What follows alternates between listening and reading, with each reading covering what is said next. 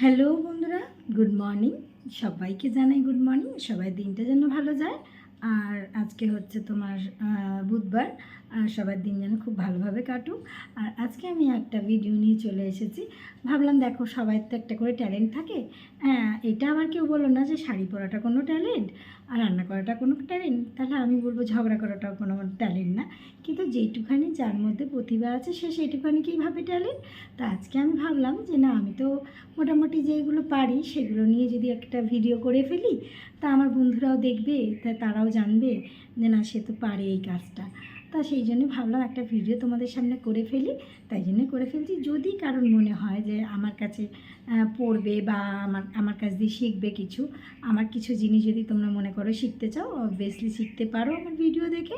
আর যদি একান্তই মনে হয় যে আমার আশেপাশের মানুষ আছে, যে তাদেরকে একান্তই যদি খুব ভালো লাগে, তো অতি অবশ্যই তারা চলে এসো আমার কাছে।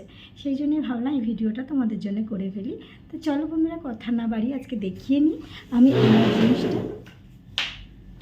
দেখো বন্ধুরা, এইভাবে শাড়ি পরাটা হয়তো সবসময় আমাদের হয়ে ওঠে না। কোনো একটা অনুষ্ঠানে গেলে, হয়তো কোনো একটা জায়গায় গেলে বা কম্পিটিশানে গেলে, অনেক সময় কম্পিটিশান থাকে, বাচ্চাদের প্রোগ্রাম থাকে, সেই বাচ্চার মারা হয়তো পারে না, অনেক কাজের সময় করে উঠতে পারে না।